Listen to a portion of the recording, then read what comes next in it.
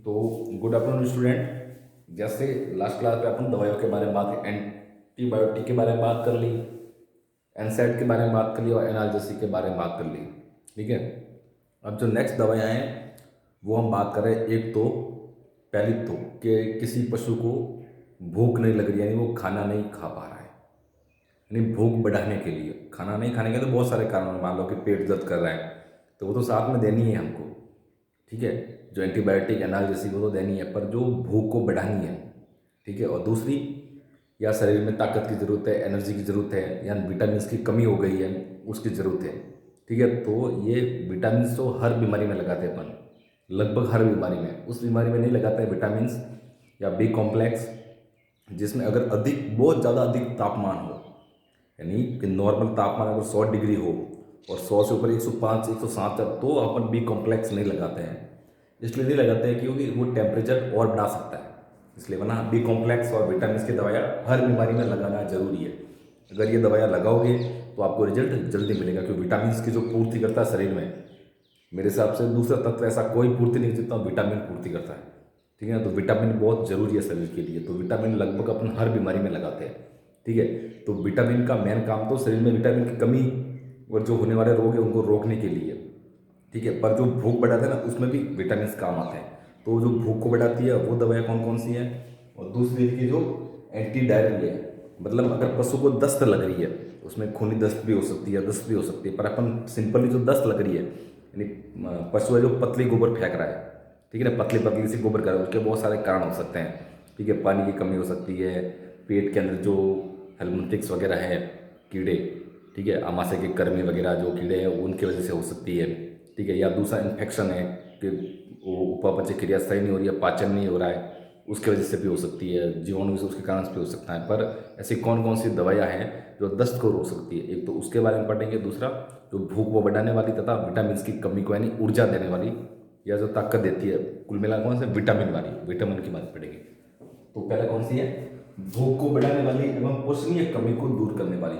तो ऐसी कौन कौन सी दवाइयाँ जो भूख को बढ़ा देती है, जिनको देने से भूख बढ़ जाएगी। ठीक है, तो सबसे पहले जो बी कॉम्प्लेक्स है आपकी दवाई, कौन सी, बी कॉम्प्लेक्स। B1 विटामिन नहीं है, B1 B2 B4 उसमें है।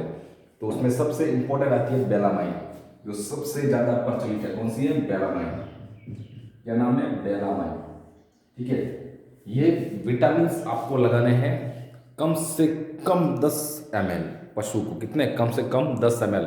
आप 20 ml भी लगा सकते हो, 30 ml भी लगा सकते हो। आईवी की बात करें, अगर आई में लगाने हैं तो 10 ml आगे, 10 ml पीछे, 10 ml इस साइड में, 10 ml इस साइड में, पीछे की साइड में लगा सकते हो, यानी 30 ml के आसपास आप उसको लगा सकते हो। ठीक है, तो कौन सी हो गई, बेलामाइन।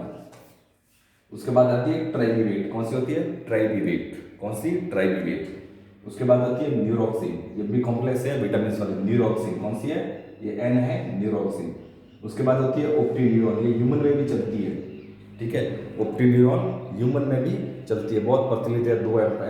2 ml या 3 ml के एम्पूल आते हैं, वो एम्पूल चलते हैं खूब। तो बी कॉम्प्लेक्स में कौन कौन सी, बेलामाइन, ट्राइवीवेट, न्यूरोक्सिन, ओप्टिन्यूरॉन। ओप्टिन्यूरॉन ये हो गई भूख को बढ़ाने वाली। उसके बाद कौन सी है, मेगोस्टेनॉल एसीटेट। कौन सी, मेगस्टेनॉल एसीटेट, ये भी भूख को बढ़ाती है। उसके बाद ग्लूकोस्टेरॉइड, जो कॉर्टिकोस्टेरॉइड दवाइयाँ हैं, जब आपके कोर्स में इतना बड़ा नहीं है, वरना एक कॉर्टिकोस्टेरॉइड दवाइयों की है। ठीक है, कॉर्टिकोस्टेरॉइड जो भी ग्लूकोज का निर्माण करवाती है शरीर में। ठीक है, ग्लूकोज की पूर्ति करती है, जो ग्लूकोज को बनाती है, कि वो ऊर्जा मिलती है वो ग्लूकोज से मिली ना। जो भी कार्बोहाइड्रेट खाते हैं अपन, ठीक है, फिर वो टूटता है वोलेटाइल फैटी एसिड के अंदर, फिर वो ग्लाइकोजन के रूप में इकट्ठा होता है, फिर वो ग्लूकोज के रूप में रक्त में मिलता है, फिर उससे ऊर्जा प्राप्त होती है एटीपी के रूप में। तो जो भी कॉर्टिकोस्टेरॉइड दवाइयाँ हैं, जो भी कॉर्टिकोस्टेरॉइड दवाइयाँ हैं वो अलग ग्रुप है। जो कॉर्टिकोस्टेरॉइड दवाइयों का ग्लूकोज की पूर्ति कर, शरीर में ग्लूकोज की कमी हो जाती है, यानी कार्बोहाइड्रेट की, शर्करा की कमी, उसको पूर्ति करती है। ये कौन सी है, ग्लूको कॉर्टिकोस्टेरॉइड या कॉर्टिकॉइड्स। ठीक है, उसके बाद कौन सी है, पेंटावेट। कौन सी है, पेंटावेट। उसके बाद होती है आर बायोटेसूल। कौन सी है, आर बायोएटिसूल। ठीक है, उसके बाद टैबलेट की बात कर सकते हैं, तो एक तो आती है बायोबूस्ट टैबलेट आती है। कौन सी है, बायोबूस्ट टैबलेट। उसके बाद आती है एक रूमन एफएच टैबलेट। कौन सी, रूमन एफएच टैबलेट। ठीक है, और एक आती है लिवर टॉनिक, जो भी अगर आपका लिवर से ढंग से काम करा तो भूख बढ़ेगी। तो कौन सी लिवर टॉनिक, जो भी दवाई है बहुत सारी है लिवर टॉनिक में, तो लिवर टॉनिक पीने की दवाई भी आती है, इंजेक्शन भी आते हैं और टैबलेट भी आती है। तो लिवर टॉनिक तो कौन कौन से हुए वापस सुन लो। बी कॉम्प्लेक्स में बेलामाइन, ट्राइमेटेड, डिओक्सिन, ऑप्टिन्यूरॉन, ठीक है। उसके बाद मेक्सटेनॉल एसीटेट, उसके बाद ग्लूकोकॉर्टिकॉइड्स, ग्लूकोकॉर्टिकॉइड्स के बाद पेंटावेर, उसके बाद आर बायो एटासूल, ठीक है। उसके बाद टैबलेट में बायो बूस्ट, ठीक है, कौन सी बायो बूस्ट। उसके बाद टैबलेट दूसरी कौन सी है, रूमन एपेच। उसके बाद लिवर टॉनिक, जो भी होती है लिवर टॉनिक, वो सब क्या करती है, भूख को बढ़ाती है और विटामिन की कमी को शरीर में पूरा करती है, ठीक है। उसके बाद अपन बात करते हैं एंटी डायरिया की, यानी दस्त को रोकने वाली दवाएं। अगर पशु को दस्त हो रही है तो दस्त को रोकने वाली कौन कौन सी दवाइयां हैं, उसको देने से दस्त रुक जाएगी, ठीक है।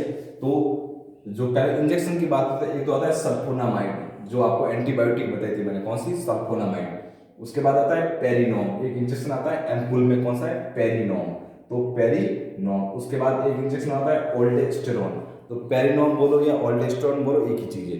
तो इंजेक्शन सल्फोनामाइड, ठीक है, पेरिनोम और ओल्डेस्टेरोन, कौन सी, ओल्डेस्टेरोन, ठीक है। उसके बाद आता है इंजेक्शन एक बायोड्रीम, कौन सा आता है, बायोड्रीम।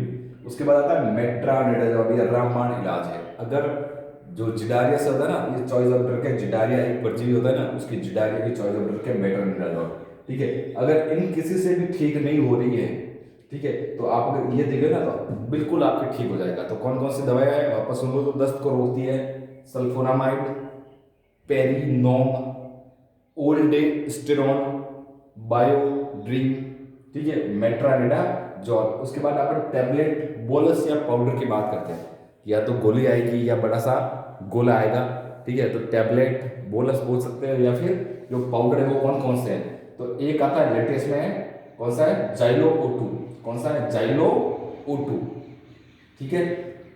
तो इसके अंदर क्या क्या होता है, तो एक तो होता है ऑफ्लोक्सिन, इसके कंटेंट क्या, ऑफ्लोक्सिन और ऑर्डिजोल, कौन सी है, ऑर्डोजोल।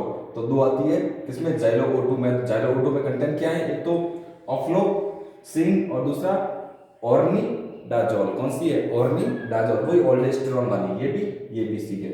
उसके बाद आती है सेप्रोक्सिमाइन और सेंटोपेप्टाइड, कौन सी आती है, सेप्रोक्सिमाइन और ऑरिटोपेप्टाइड, ये भी क्या करती है, रोकती है। उसके बाद टैबलेट आती है एल्बेंडाजोल, ठीक है, फेल्बेंडाजोल, ठीक है, मेफावेंडाजोल, लिविमिसोल, ठीक है, ये सारी, ठीक है, जो आपकी कर्मी वाली दवाइयाँ हैं, जो कर्मीनाशक दवाइयाँ हैं, पेट के कीड़ों की दवाइयाँ हैं, वो सभी एल्बेंडाजोल, फेल्बेंडाजोल, मेफेंडाजोल, ठीक है ना, मेट्रानिडाजोल, जो भी जोल वाली दवा है जिसके पीछे जोल लग रहा है, वो भी दस्त को रोकती है, जैसे एल्बेंडाजोल और फेल्बेंडाजोल, ठीक है।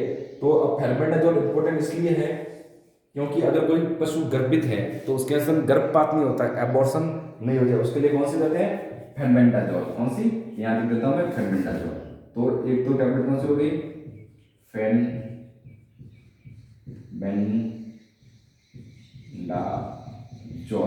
तो फेल्बेंडाजोल दवाई किसके लिए यूज होती है, ये भी दस्त को रोकती है या कर्मियों को मारती है, पेट के कीड़ों को मारती है, और ये जो गर्भवती पशु होता है उसमें गर्भपात नहीं हो, ठीक है, और पशु दस्त से ठीक भी हो जाए, कर्मियाँ खत्म भी हो जाए, ठीक है, पेट के कीड़े खत्म हो जाए और पशु में गर्भपात भी नहीं हो, उसके लिए जो दवाई देते हैं वो कौन सी है, फेल्बेंडाजोल। तो ये गर्भवती पशु के लिए, ठीक है, इंपॉर्टेंट ड्रग है। उसके बाद जो ये है वो कौन सी है, एल्बेंडाजोल, कौन सी है, एल्बेंडाजोल, ठीक है। तो इस दवाई की खासियत क्या है, एल्बेंडाजोल की, इस दवाई की ये खासियत है कि जितनी मात्रा में देते हैं ना उतनी मात्रा में पूरी के पूरी शरीर में अवशोषित हो जाती है एल्बेंडाजोल, ठीक है। तो 100% अवशोषित होने वाली कौन सी है, एल्बेंडाजोल। तो ये कम मात्रा में भी अधिक रिजल्ट देती है, इससे भी दस्त रुकती है, ठीक है। तो दस्त की कौन कौन सी होगी समझ में आ गया, सल्फोनामाइड, पेरिनोम, ओल्ड्रेस्टेरोन, बायोट्रीन, मेट्रानिडाजोल। उसके बाद टैबलेट में एक तो जायोल O2, जिसमें क्या आता है, ऑफ्लेक्सिन और ऑरेंडिजोल, ठीक है, या ओल्डेस्टेरोन एक ही चीज है। उसके बाद नेक्स्ट आती है सेफ्रोक्सिमाइन, जोसेफ, इस दवाई का नाम क्या था, जोसेफ कंपनी की, कौन सी कंपनी आती है, जोसेफ, ये लिख सकते हो क्या, दवाई का नाम आता है, क्या नाम है, जोसेफ नाम से, ठीक है। पर इसमें कंटेंट क्या होता है जोसेफ के अंदर, सेप्रोक्सिमाइन और सेरोटोपेप्टाइड, तो ये भी दस्त को रोकती है। उसके बाद अल्बेंडाजोल, फेनबेंडाजोल, मीथाइलबेंडाजोल, जो कर्मिनाशक दवा है वो भी किसको रोकती है, दस्त को रोकती है। ठीक है, तो ये हो गई आज की भूख बढ़ाने वाली दवाइयाँ और जो दस्त को रोकने वाली दवाई उसके बारे में आपकी क्लास थी। ये फील्ड के लिए इंपॉर्टेंट है, एग्जाम के लिए तो है ही, इसमें से कोई एक आधी आप दवाई लगा देते हो, एग्जाम में लिख देते हो तो नंबर तो आपको मिलेगी, ठीक है ना। पर फील्ड के लिए रामबाण इलाज है, आप फील्ड में काम करोगे, इन दवाइयों को लगाओगे ना उस कंडीशन में, तो बहुत अच्छा रिजल्ट आएगा आपका, पशु जल्दी से जल्दी ठीक हो जाएगा। ओके, चलो नेक्स्ट।